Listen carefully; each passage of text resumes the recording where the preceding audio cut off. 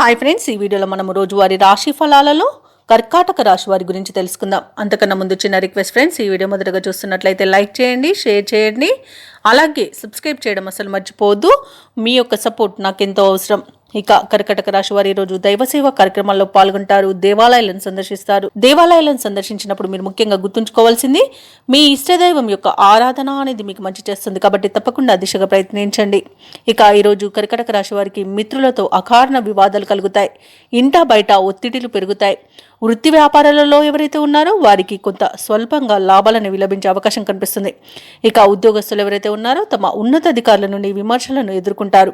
ఇక దీర్ఘకాలిక రుణాలు తీర్చడానికి నూతన రుణ ప్రయత్నాలు అయితే చేస్తారు, అవి కూడా ఫలించవని చెప్పవచ్చు. ఇక కర్కాటక రాశి వారికి ఈరోజు ఆవేశం అస్సలు పనికిరాదు.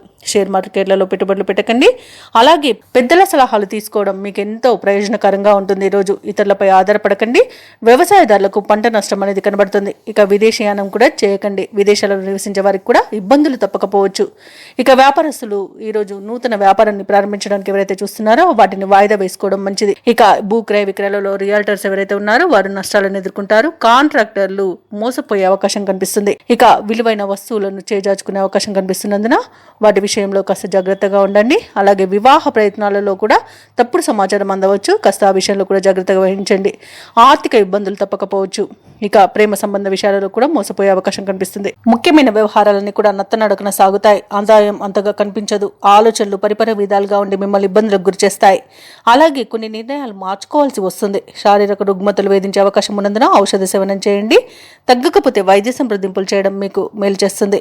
ఇక వ్యాపార వాణిజ్యవేత్తలు ఎవరైతే ఉన్నారో వారి యొక్క వ్యాపారాలు కొంత నిదానంగా సాగడం మరియు మీరు తొందరపడి ఏ నిర్ణయం తీసుకోకుండా ఆచితూచి వ్యవహరించడం అనేది చెప్పుకోదగ్గ సూచన. ఇక ప్రభుత్వ ఉద్యోగస్తులు ఎవరైతే ఉన్నారో వారు పనిచేసే చోట కొన్ని మార్పులు అనేవి తథ్యంగమవుతాయి. సాంకేతిక నిపుణులకు, పారిశ్రామిక వర్గాల వారికి విదేశీ పర్యటనలో అవంతరాలు అనేవి ఎదురవుతాయి. ఇక విద్యార్థులు ఎటూ పాలు పోని స్థితిలో ఉంటారు. ఈ రోజు ముఖ్యంగా మహిళలకి ఆరోగ్యం మందగిస్తుంది. ఔషధ సేవనం చేయండి. తగ్గకపోతే వైద్య సంప్రదింపులు చేయడం మీకు మేలు జరుగుతుంది. అలాగే ఈ రోజు కర్కాటక రాశి వారికి అదృష్ట రంగు ఎరుపు, ప్రతికూలమైన రంగు ఆకుపచ్చ, అదృష్ట సంఖ్య 9. ఈ రోజు కర్కాటక రాశి వారు దుర్గాదేవిని ఆరాధించడం, అలాగే లక్ష్మీ నరసింహస్వామి అష్టోత్తర శతనామావళి పఠనం చేయడం వలన మంచి శుభ ఫలితాలను పొందుతారు. అలాగే పనులలో వచ్చే ఆటంకాలని తొలగించుకోగలుగుతారు.